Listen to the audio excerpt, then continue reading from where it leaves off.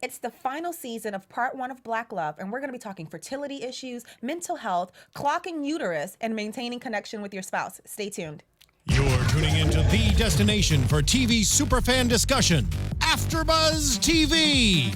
And now, let the buzz begin. I need to get my snaps together because I'm off beat. Like, I just, am I off beat? We're like a group, okay? Are we, what are we doing that? I'm gonna be Beyonce. Welcome back to episode 4 for season 2 of Black Love. I mean, it was a really insightful episode. Before we dive into it, if you're tuning in for the first time, I'm Elayna. And I'm J'Lamar. What's up? I'm Lauren Ashley. Hey guys, I'm Nycole. I feel like there was so much happening in this episode. I mean, it felt very minimal because obviously we're having like regular conversations with them, but they tackled a lot of things that I think was very interesting coming from the perspective of a parent. So before we dive into the couples and the topics, what was your takeaways after watching episode 4? Being a parent is hard.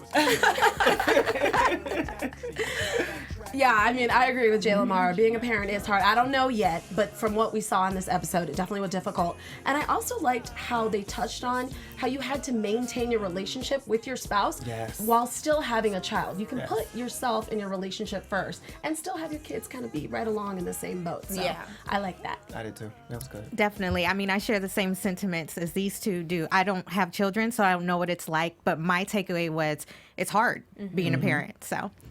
And if you're watching at home, we're definitely missing Crystal and Jamie.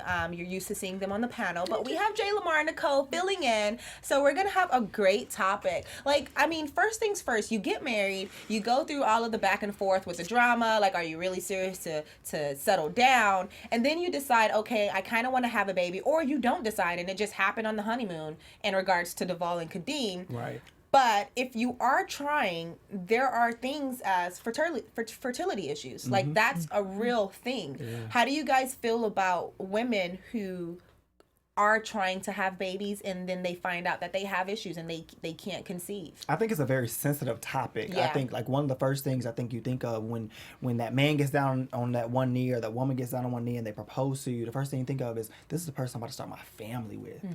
And the moment that you attempt to start that family and it doesn't happen, I feel like it's so many burdens just put on your shoulder. You like, if I never get pregnant, if I never have children, if I never continue that legacy, then what will I have to offer my mate?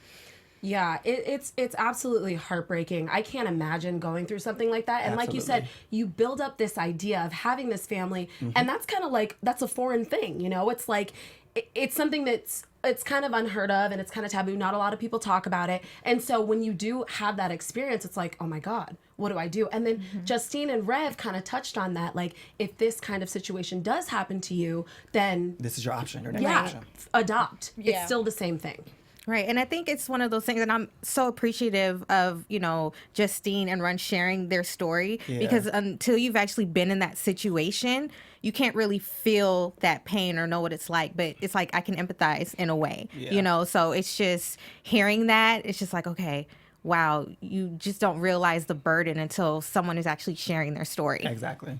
I mean, Jay and Rebecca kind of touched on it too, because Jay had some type of fertility issue. I feel like I zoned out a little bit during that episode, so I don't want to misquote her. I don't know exactly what it was that she was struggling with, but I know that before she got with Rebecca, she did try to conceive, and that did not happen. And she mentioned finding peace and being okay with not being able to have a baby. But then you fall in love with this wonderful person, and you're like, damn, I want to have your kids. Right. So, and then she was older. Right. And I think the way that it ended up working out was they used Rebecca's egg and Jay was the carrier. So prior to that, I don't know what she had going on, but they were able to work it out. I have a lot of lesbian friends, shout out to y'all, that just recently had babies, and they did the same thing. They used their partner's eggs and the other partner carried. To me, that's beautiful because that's connecting two people. Yes. Absolutely. In such a profound and amazing way. Yes. In such an amazing way. And this is what we kind of mentioned episode 1 when we were introduced to Jay and Rebecca, the fact that they do bring a different storyline. They bring things that other people are struggling, other same-sex couples and married couples may be dealing with, and who may not even thought about the fact that they have the option. I mean, obviously there are a lot of options nowadays, but I kind of just wanted to throw that in there. Lauren, you brought up adoption. Yes. And Rev and Justine were very open about adopting Miley. Yes. And how much Miley feels like they actually did conceive her. How do you think them talking about adoption and us as a society, how do we digest that now? I mean, we all love Rev and Justine. Right. So to see them go through, we if you followed along with their other show, and we saw their heartbreak, how they lost their baby that they tried to have together, and just following along with their adoption story and the journey of going through, like, are we going to get this baby and all of that. It's so beautiful, inspiring, and it makes you want to do it. Like when Justine said to me, ladies, if you can't have kids, I said to me, like she was talking to me. She was. I felt like she was talking to me. She was talking to me too. Right. But she said, don't fear adoption because it's like that child is yours. You're raising that child, you know. Absolutely. Being a stepdaughter, I feel like I came from my stepdad, you know. So I could see how that could work out. And I definitely think that the parent has to first make that realization, like, you know, this is my child no matter Absolutely. what. And then I think from that, then the child will say, you know what, this is my parent no matter what. I have friends who are adopted and they too, you know, say like, that's my mama. Like, Right. I got another mama? No, I just got that one. Well, You know what I'm Justine saying? talked about that, right? Like her adopted daughter was like, "Mommy, like I came from you. Yes. I came from you." I thought that was so beautiful. That But was a very beautiful as you know, like she opened up and said, you know, it was me. I made sure we had that connection. So, Okay, but here's the thing. The parent has to make the connection with the child to say, okay, you are my child, and the child has to also recognize that you are my actual parent. Yeah. But what was interesting to me was the realness that was brought about in this episode, because you as a parent have to deal with all of your issues in order to be there for your child. And if you are adopting, in order to break that barrier and really know that you are mentally prepared and stable. There was so in the episode, it was brought about of having daddy issues. I believe it was Tammy. Tamia. Yeah, Tamia. Yeah. Tamia had daddy issues and said that she had to deal with that when having her child and watching her child and their father's relationship. That was beautiful to me because she took time to recognize it and to say, I had this issue. Like, pointed it out, and I had to work on me in order to be a better mom, in order to be a better wife. Like, and that's the real reality of it. I think they said this in the beginning of the episode. A child changes you in so many different ways. Yeah. In a vast majority of ways, you know, and it also heals you. It can heal you from your past. Like Tamia, with going through that, that's a healing process that she identified and had to go through. Yes. I'm smirking at you because, you know, our favorite couple, we talk about Kadeem and DeVon a lot. And I like low-key had an attitude. Why? First of all, what y'all are not going to do is attack me. When it comes to DeVon and Kadeen, I don't know. Like I don't know. I'm ready. The three of y'all heads went like completely against we love me. them. Yes. Here's the thing. Broke our necks. I had an attitude when DeVon was like, Jackson kept us together. And it was a beautiful thing. I do believe in perfect timing. I do believe in destiny, and I was with them. I was okay with that. But I feel like, okay, in society right now, we preach to our women that, you know, a baby can't keep the man. A baby Right. can't keep y'all together. Yeah. So though he said that, and that may be what it seems like to them, I do not think that Jackson kept them together. They stayed together because they both wanted it to work for the sake of their kid. Yeah, absolutely. Absolutely. It was a mutual thing. Yeah, right, It was a right. mutual thing. I think it came out differently than what he intended. I also loved how Kadeen said, stop clocking my uterus. I wish people would stop clocking mine. Because the second my husband and I got married, when are you having a baby? When are you, like, when? I'm coming up on my 3-year wedding anniversary. Like, can you give me some time? When's So your when you wedding having a baby? anniversary? Oh my 4th of July is our wedding anniversary. No, I want to live life, have fun. And they said they Absolutely. had Jackson for 5.5 years. Yeah. I want to do the same thing. I want to experience life with having one child and then bring in another one if that's what we so choose to do. Yeah. Yeah, see, that's the thing I love about this couple. They didn't allow the pressures, you know, outside pressures of having another child in such a short period of time, you know, change the dynamics of their relationship. So I love that. Well, I think listen to what they said. They talked about schooling and the price of schooling, and I think that each couple identifies with things that they feel like they want their children to have in the beginning. And they know that raising a child is a process. And it's on you and on your dime to determine whether or not, the lifestyle that you want your child to have. And they said, they wanted 5 years with Jackson, to take care of Jackson, to love Jackson, and also spend some money on just Jackson. Right. Okay. And you add that second baby in, that's a whole nother nother game. ball game. Yes. So. Absolutely. I mean, but people are... Here's the thing. There's a lot of things there's going to be a lot of here's the things because this was hefty. Yeah. People are going to clock your uterus. They are going to clock your relationship status. They are going to clock your second, third, fifth, 7th, 10th child. They are going to clock your finances. I got friends who be telling me to put stuff back because I can't. You don't know what I can afford or what I can afford. No, get out the pockets. You know what I mean? Yeah. So people are going to be there and project how they think your life should be going. But what was beautiful about Kadeem and DeVon is they mentioned how people were asking questions and people had a lot of inputs. When you become a new parent or when you do anything for the first time that someone has had their foot in, all of a sudden they got all these suggestions. Right. Yeah. And all the advice. Girl, you need to do this. You Right, need to do right. that. And it's like, what was beautiful about her being a mom to Jackson was people came with those suggestions and questions, but she was like, at the end of the day, we're going to do what we feel is best for our child. I hear you, but I'm not going to use those suggestions and allow it to completely cultivate how I raise my kid or how I am in my relationship. Yes. And I think that's the perfect balance of it. I'm going to take heed to what you say. I respect your opinion, and I never know what it's actually going to do for me, but I'm not going to live my life the way that you tell me to live my life. No, absolutely Well, not. once upon a time, not long ago, I was engaged. Were you? And, yeah, I was engaged for 5 years, and a lot of my friends always had input like, "Oh, you guys should get married right away," or, why are you not married yet? Why are you not planning a wedding? And it was like, well, first off, I'm 22. And I want to continue to grow with this person. At that time? At that time. And I wanted to see if this person was the one. They didn't turn out to be the one. But, but I needed that time for myself. And I always used to tell my friends, my heart, my business. Like, period, point blank, my heart, my business. Let me figure out what I want to do with my heart. And as a friend, sometimes if our friends come to us with issues, we very nosy and we always got opinions. Right. But at the same time, my heart, my business. Your uterus, your My business. business. You know what I'm saying? No, So- I agree with that. I think too, though, to play devil's advocate a little bit, people that do that do care and they Yeah. want to see the best for you. And I think that they think that would be your happiness. People that do what? People that say like, oh, when are you guys gonna get married? You're They engaged. pre-plan your life. Right. And I don't think that's with malicious intent. That's just to say like, I see you loving this person and we just want to know when your union is going to be official. Thank God that you didn't though, Right. because then you figured it out for yourself Because that like I that was said, not where you were supposed to be. When the doors Right. close, just like in your marriage, when Yes. the doors close, Yes. it's just you and that person. And that's your business. Right. My Yeah, uterus. around here with a divorce. I don't want that. well, okay. So the show is titled Life After Baby, and we know things change, and there is a point where your friends' suggestions and input may matter because I may be dealing with something that you have already gone through, and I then will appreciate and respect your opinion. It may not be exactly the same, but me learning how you digest it would help me digest it better. You know what I mean? Yep.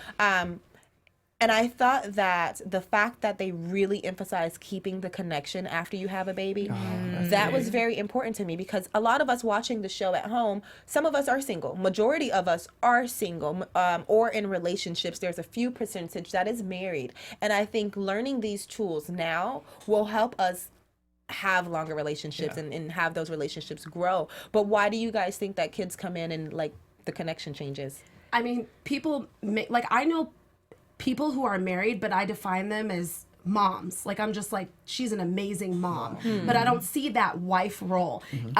Goldie and Michael said, I would always tell her, you're a great mother. Right. Mother. He was also He being emphasized petty when he That was was doing a little that. shade with that, he was though. throwing a little bit of shade. She kind of looked at him a little sideways. But I mean, to a point, if she wasn't nurturing that relationship and they weren't intimate or having dates or whatever, like Rev and Justine said, eventually the kids are going to leave the nest and it's just going to be the two of them in the house by themselves. And what are they going to do? Just be staring at each other because 18 years just went by and they just invested all their time into just their kids?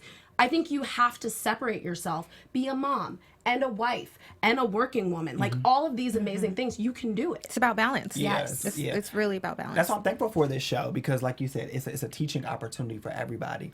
I think all of us, when you got married, I'm sure you're like, I want to be an amazing wife. And then you were like, I want to be an amazing mom eventually.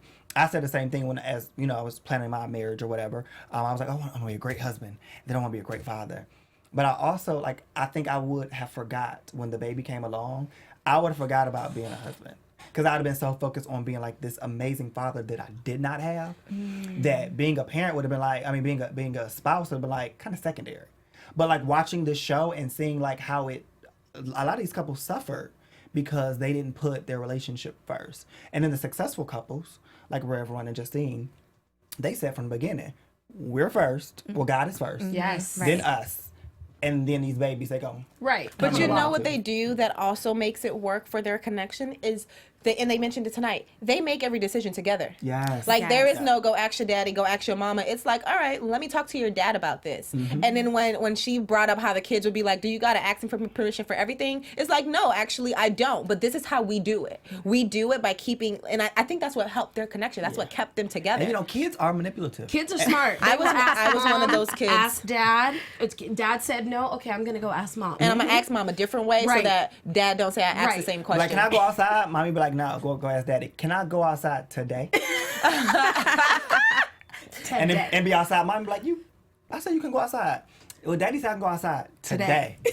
Or, mom, can I go outside? No. Dad, can I go rake the leaves? Yeah. How'd you end up outside? Dad said I could rake the leaves. But you see what she did there? She appealed to dad's better nature in order to get outside. That's how you do it. A long time. Oh, yeah. It's bad. So when Rev and Justine would talk about Miley, I was like, yeah, that's me as a kid.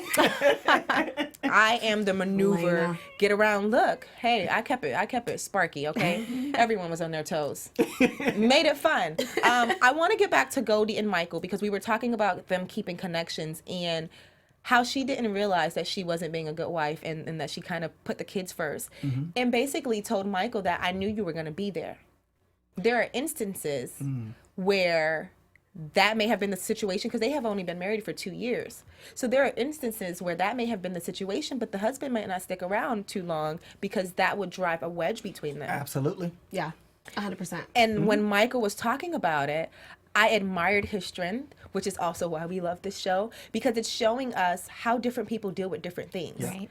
And I think that we are so used to thinking that Black men leave and Black men walk away and Black men leave women to be single moms. And he showed us like she was acting up and she wasn't there for me, but I'm not just walking out. Yeah. And to that point, Michael did say Goldie was used to parenting alone. She had a child prior to them meeting. So to that point, in saying that Black fathers want to stay, I think whatever her situation was before, maybe she wasn't used to that. Yeah. So to have someone be there like, I'm his father too. She's like, okay, I know. She had to let go a little bit and let him be that father. This is a common issue within our culture because so many of us were raised by single mothers. And then a lot of my girlfriends became single mothers themselves. And so now that we're entering into our 30s and they're meeting men and they already have children and their husbands have children. And they're like, I've been a single mother for so long. Now I have to relinquish some control to this man. And how do I know that he's going to do right by my children? And I always tell my friends, well, you're marrying him. Is he going to do right by you? Right. Then you have to allow him the chance to do right by your children. Absolutely. Because that can cause a huge riffraff in your relationship. If you're like, well, I'm going to be a single mom to this one kid, but I'm going to share our kid together. Like that'll cause a lot of drama. I just wanted to note that I really... This is the reason why I love this show, because you see situations like this and it sort of debunks, the stereotypes that Black men don't stay around and that they're not responsible. So I just wanted to point that out. Kirk and Tammy had an interesting situation. First of all, let's get into this tea real quick. It's real quick. Tea. Kirk finally told us how old he was when he had his kid that he popped up on us the episode or two ago. I know that. 17 years I didn't know that either. I was like 17. Well, no, Okay. because on the second episode or so, they mentioned to both having kids prior to being married. I know that And either. then we got in here and we were like, How are you just gonna say, oh, by the way, we got married and we both each had a child and they were like teenagers? Like what? Where does that happen? Yeah. So tonight, nowhere. we found, Saturday night, obviously, whenever you watch the show, right? We found out that Kirk was 17 years old when he had his son, which also sucks because he gave us no details. He was like, this is all you're gonna know. But guess I'm about to Google. And two, he also said he wanted to have fun. Tammy said that was their biggest issue. He wanted to have fun. He still wanted to be a kid. So I don't know how much more there is to tell. Maybe he was out. No, girl, it's the whole story. The man that told us to stop was a teen father. That's the whole story. No, I think he was there because I definitely think he stepped up as a kid. He did talk about his career taking off and being able to financially support. Yeah, he did. But I brought them up because they both were single parents before getting together. And Tammy brought up a really great point of how Kirk was used to disciplining his son, but didn't know how to handle a daughter. Like, you can't just jack her, like, come here. Like, sorry. Wow, we're getting aggressive. You all right? Sorry, I was trying to be visual.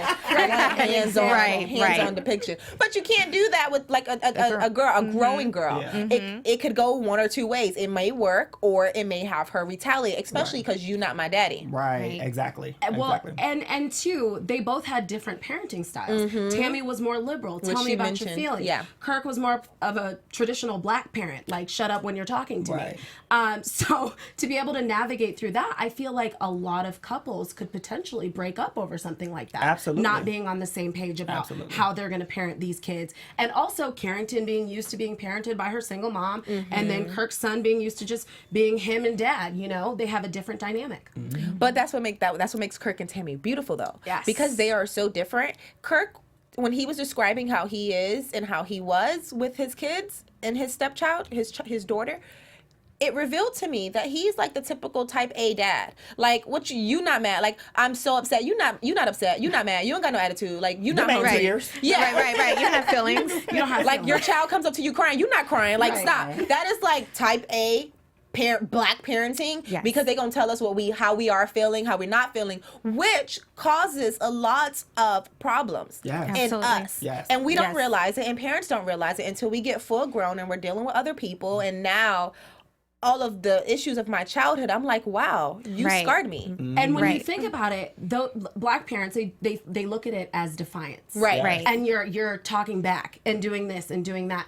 And I feel like that's a problem because we need to be able to express ourselves. And I didn't learn that until I was 18 and out of the house. And I was like, oh, wait, I do have feelings. And these are real tears, you know? And you don't know how to express those feelings in a healthy way. Yes. You know, a lot of people, they go out and they do end up becoming defiant. You know what I mean? So, because all those feelings were bottled in. I was truly blessed. So I was raised by a single mom.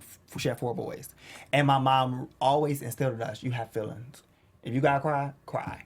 Why are you crying? Let's talk about your tears. Like, so I was truly fortunate, and I know a lot of my friends in my neighborhood, they didn't have the same type of rapport with their parents because, you know, we would all be in the backyard and they would just be crying. And I'm like, well, go talk to your mom. And they'd be like, I can't talk to my mom. Ma, come talk to him. Like, you know what I'm saying? Yes. I loaned my mom out a lot. Wow, that's awesome. Yeah. So your mom sounds like a Tammy, because when Tammy was talking, she literally said, no, you are upset. Yeah. Why are you upset?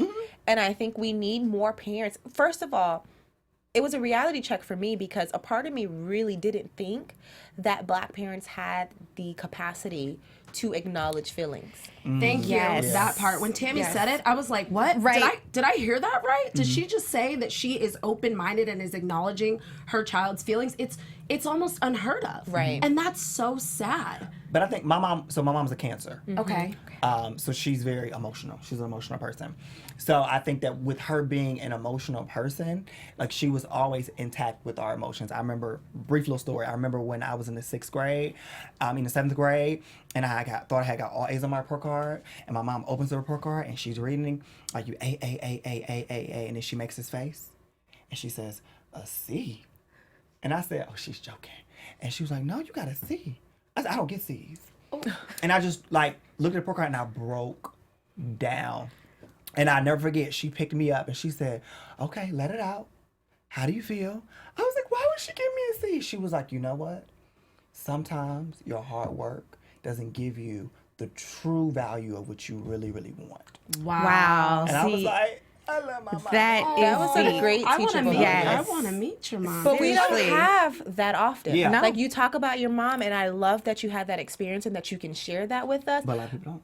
Prior to that, it was non-existent, which is why when Tammy was talking on the show, it was like, okay, Black women do have the capacity to acknowledge and not be so tough and not be so hard and not be so dismissive. And that balance between the two of them, Kirk and Tammy, is like, okay, you do have a discipliner on one hand, which children need. Yes. Right. To some extent, you need to stop, cut it out. Right. On the other hand, though, I also need to learn as a growing child how to communicate, how to express myself. And I think that them having children prior to getting together really help them become better together. Yeah. Absolutely. And I think Tammy opened up a great conversation about a Black parenting and expressing emotions. Yes. And like I said, the entire show just is truly a teaching moment for, I think, for new parents and parents of teens, because I feel like parenting doesn't stop at 18. Right. Like parenting never stops. I feel like once you become a parent, like you're a parent forever. I'm 30 years old. I still call my mom, like, girl, do you boil these eggs for 12 minutes? Because Google say 12 minutes, or do I do Google. No, I can cook. We don't boil eggs. No. You don't understand.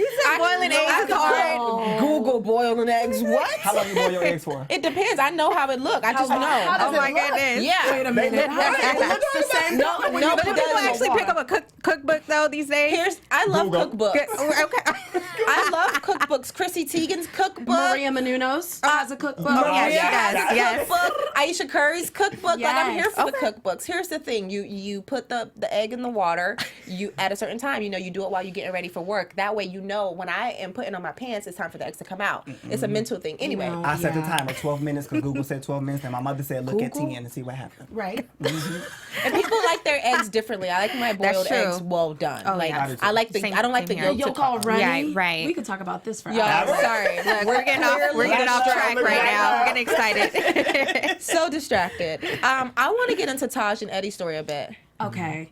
I feel for Taj. You was ready for that. Yes, I was, because I have heard so many stories about postpartum depression, and you just don't realize that heartbreak, and also to see how Eddie had no idea. Right. He had no idea what was going on. He just thought she was tired and needed help and whatever else. Also, she didn't have a support system. She lost her didn't mom at 14. Yes. Yeah. So to not have family there and to have this new baby that's crying, and it was so hard to see her say, I have this baby, he doesn't like me, and I don't like him. Oh my gosh, that's real. Yes, that is real. That's scary. That is scary. Because it could be a real thing. You have this new being in your life, all of a sudden, they turn your world upside down, and you have to like them. Well, in our culture, dealing with something like postpartum depression, in our culture, we don't go through stuff like that. Oh no, we don't talk. No, Oh, it no, doesn't we don't exist. talk about Like it. that. You get up and you take care of your And you baby. pray about it. Yeah. No, you don't need therapy. You just pray about Yeah. it. So it was awesome to hear that she first off recovered from that, because some women will let that linger on and they won't define it as postpartum depression. Well, the thing is, we don't know really how long it lingered or how she exactly worked through it. But I do love her for saying, this is what I dealt with. Yes. I didn't know what to do. I didn't know how to do it. I was bathing my child more than I should have been. I had no one in my corner. Like, and so this is when we were talking about having those friends who throw out suggestions and throw things out to you, how it could be detrimental to your relationship. But in this case, it may have helped her deal with some of the things that she was dealing with, because had she had, and maybe she did mention her sister coming up to be with her, but had she had a friend in her corner who was also a mom, be like, girl, you cannot bathe that child 3 times, you know what I mean? And though another new mom would have been like, don't tell me what to do with my kid. Right. In her instance, I feel like she would have been very receptive because she didn't have that. Right. She didn't have anyone telling her, and it was even more it was even more heartbreaking because Eddie was like, I didn't know you were bathing him 3 times. So like she was going through all of this on her own, though she was married with a husband. Right. Wow. Well, and like J'Lamar said, teachable moments. This moment taught other women that it's okay that this is happening. It's all right. This It's happened natural. to me. Right. And look what she said. She said she would kill somebody for that baby. Look Yeah. where She they said are that's now. like her Yes. second So- husband. She got through it. Exactly. So that inspires women, I think, that are going through that type of situation to know you will see through. Or a woman that just had a baby to say, you know what, dang, those are my symptoms. Right. I'm Right. going through Just to postpartum depression right recognize. now. Yeah. Here's the thing. Another here's the thing. Ooh. She also spoke about having a nightmare pregnancy, which I feel women don't talk like. I know. So I have a friend who's pregnant right now, and she's not having a great pregnancy. She's not having a good experience, and she got really depressed because she was like, people say you're glowing when you get pregnant, or you get the best boobs, and all of this stuff. You just get really happy. Your hair starts growing. And that's not her experience, which has put her into a depression, though it's not postpartum because she hasn't conceived her child yet. It was almost the false realities. Like everyone talks about if it's snapping back after you have a child, or carrying your pregnancy well, or not gaining too much weight, or only having it in your belly. And Taj experienced that. She experienced the nightmare pregnancy, then had to have her baby, not know what to do, go through a depression, and work to be in a place where it's like, that is my child and I love him. And I can't even believe that I felt the way that I did about him when he was a few months old. But then she said she'd never do it again. Right. And to touch on that too, Elayna, your friend, now we are forced to see what everybody is going through. So there's these like Instagram moms who are just holding it together. They look amazing. Their hair's all done. They're just doing it. They got 3 kids, 1 over here. And that comparison and expectation is what I think lets people down. But to be able to see these women go through that, hair up, not able to do it, I just think that it's so great to see that and to be able to relate to that. When we had the creators in last week, Tommy and Cody, they talked about that being one of the goals. Yes. The goal is not to just show you the pretty part. The goal is to say, listen, we're struggling. We have gone through things, but we are making it through. Right. We are trying. We may not have it together yet, but we're on an upward scale. And I think us seeing this, us watching this show, and us getting to these real stories, it changes things for us. It puts things into perspective. Yeah. Shout out to Cody and Tommy, though, I was about to say, just announced they are having another baby. Yes. So congratulations to them. They're amazing. They have a cute little boy already, and I just can't wait to see what this one looks like. And thank you to them for putting this platform for us, this teachable show for us. Yes. It's really, even being single.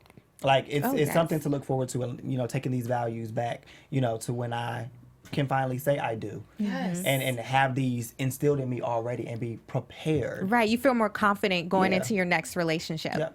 It definitely makes me think through dating. Yes. Like through dating, I want to have these conversations already, especially because I don't date often. So if I am dating, that means I potentially want to grow and build with you. Yep. Right. I want to start having these conversations now because I don't want to get to a point where, it's just too late. Right. I don't have time for that. Which is why, we talked about Taj having postpartum depression, which I feel is a mental battle that a lot of women struggle with and don't talk about. What was refreshing about this episode was DL and Donna's talking about their son. Oh. We get into mental health and we see a Black father crying over the fact that he thought that he may have failed his son due to how society may view him because of his Asperger's. It's definitely one of those things that it created an open channel of conversation, and I'm so thankful of that. Side note, DL's son, Kyle, actually graduated with my husband from Columbia College of Hollywood. Oh, no way. And he was the commencement speaker at the graduation, and he spoke about Kyle's experience. I loved when he said that LaDonna wanted to coddle him. And she admitted it. And she did. And he wanted to prepare him for what actually could happen out in the real world. It was just so heartbreaking because he said, my daughters will be fine, but I'm worried about my sons. Which pissed me off. It's scary, though. No, it's scary, yes, but that phrase pissed me off. Why? Why? Because he assumed, granted, he lives in his world, and I can't say what he assumed, but it felt like, as a viewer, he was almost dismissing what it's also like to be a Black woman in the society, whether I have a mental disability or not. and then he put the value on if I'll be fine or not. And the only reason I related to him when he said that is because I am the child, the responsible kid that no one checks on. Because nothing is wrong with me, no one is picking up the phone to say, are you get what I'm saying? You want to say something? Go ahead. That is a huge parenting mistake, and I agree with that, because there are those that are very responsible, and then the ones that are kind of the mess ups, or that, whatever. And they do get coddled, and the focus is primarily on them, and the other child, the responsible one, is forgotten. Right. So to your point, yes. So when he said that about his daughters, that automatically took me to that instant, and it broke my heart, though I understood what he meant. Yeah. I know that he loves his girls, and I Right. don't think that he really meant to ostracize them, but as a viewer, that's how I felt. Yeah, I didn't view it like that, so I'm glad you had that opinion. I didn't view it like that at all. I viewed it as, I have this baby that is really going to need so much more time and attention, and my daughters, I've invested so much time and attention with them, and they're elevating themselves in life to where when they walk out these doors and leave us, they'll be great. But I have to worry about this baby and, him just going through the small necessities, or getting through the small necessities of life. So I didn't take it like that, but I completely understand where you're coming from. I also thought of Sandra Bland, though.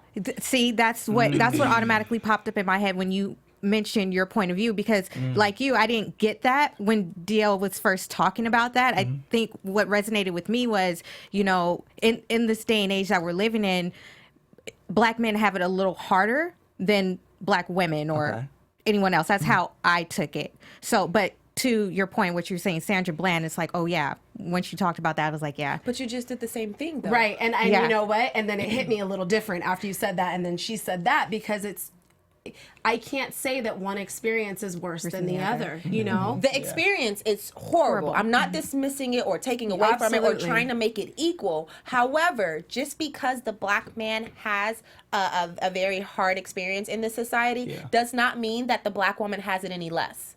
That's true. No, you know that's what I mean? true. There are differences that are uncomparable, but you cannot say that your struggle is worse than mine because you're living your life and I'm living mine. I would say this. I don't think that Black women have it any harder, and Black men have it any harder than Black women. I want to say, as a culture, it's hard for us all. Absolutely. It is hard for us. It's hard to be a Black man in society. It is hard to be a Black woman in society. Though things are different. Right. Expectations are different. Right. Dramas are different. Sure. But it's a hard thing to be Black in society. Period. That's a fact. And getting back to Kyle, DL's son, he brought up a very interesting point that I had never actually thought about prior to watching this episode, and it was that half of the Black men in prison systems are mentally ill. He said 85%. Yes. I never really thought about the fact that some of them are struggling with dyslexia or small things that we are just pushing away, because a lot of it isn't a conversation. And then men start being defiant. Well, mental health in our culture, how often is it talked about? It's ignored. Rarely talked about. It's ignored. Yeah. How often is, if you have a cousin that may be a little, may have some mental issues, it's, that's our cousin that has a mental issue. Well, what is his mental issue? Well, what's the problem? It's not talked about. Right. It's like we don't want to delve deeper in where this is coming from. And like I mentioned before, the normal response, or at least how I was growing up, was everything will be okay. It's nothing wrong. Pray about it. Just pray it off. You don't need to go see a therapist. We don't believe in therapy. Just pray it off. DL and Donna, I feel, did it right when it comes to the mental health conversation, when it comes to dealing with their son, when it comes to making sure that he's prepared, even when it comes to educating us. Like, we knew that something was wrong, but we didn't know how. And in this instance, those friends giving suggestions is what worked out for them. Yeah. Because Donna got a suggestion from her friend not to take him to the school to get evaluated. Yeah, her sister. I love that. And it's like, sometimes you need that advice. Sometimes you need that extra ear. That support group. Yeah. Right. I feel like that support group's needed. I think their example was very much needed. It was refreshing to see this Black father cry over the possibility that his son would die because he didn't raise him right. Yeah. Like, that is putting your priority first. That's making sure that you are cultivating an environment that will be conducive to the growth of your child. Like, it's just like, wow. Yes. Y'all could adopt me or what? Right? You need another daughter deal. Even that moment about gas. Yes. And we Let's can talk about this forever, but let's get into some news and gossip. We have a treat for you guys. AfterBuzz TV News. So there's a video coming up on your screen. Yes, Jamie was at Clips and Conversations last week that we talked about on our after show. We have a little video for you. Let's do it. Jamie Alexander here. We're here for Black Love Doc Clips and Conversations. Hey, Cody. All right, y'all, what's going on? We are here and the line is crazy. Clips and Conversations LA was a blast, hosted by some of your favorite couples, and the reveal of Cody's baby bump made for an exciting night that everyone came out to celebrate. It was also a great time to talk to the fans and see what they had to say about Black love. Yeah, so we love Black Love Doc because we're very real, very open, very transparent. We just celebrated our 6-year wedding anniversary, so we're happy to be here amongst all of this Black love. So thanks for having this show on OWN. We need it. So shout out, Black love. So look, I love the honesty. It feels like, I got a lot of growth to do. Amazing. I watched it on OWN. I just binge watched it. It's incredible. It has an incredible message. So relevant. So great for relationships nowadays. It's awesome. Go. And I think it's just responsible for a man to watch this show. Because men need to take notes. I'm taking notes. I watched that show and I said, where's my paper and pen?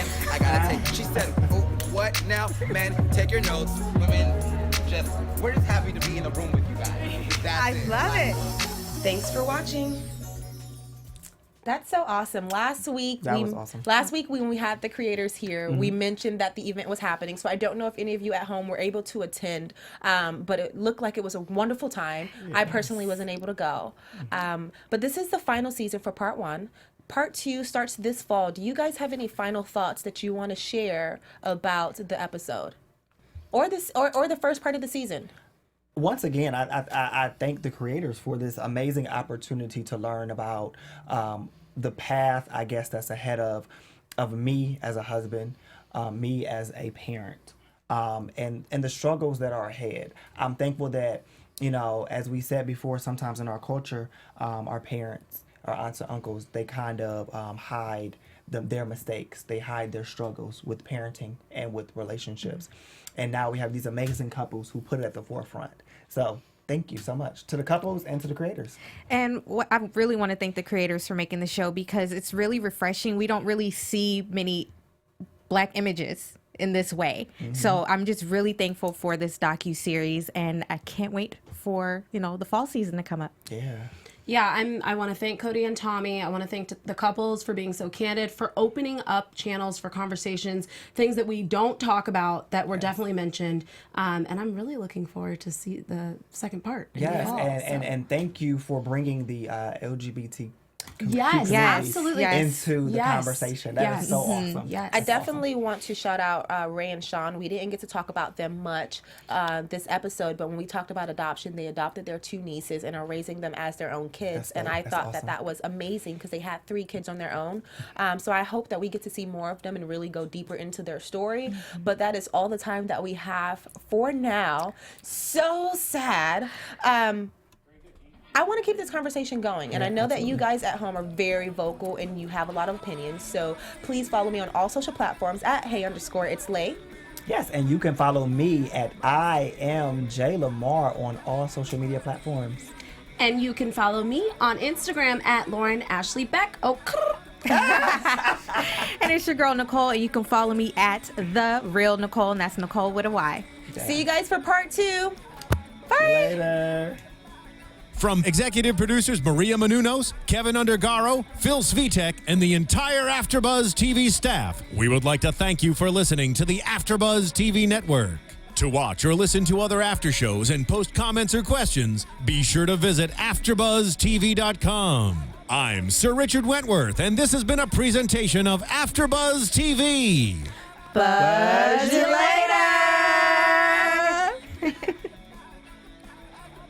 expressed herein are those of the hosts only and do not necessarily reflect the views of AfterBuzz TV or its owners or principals.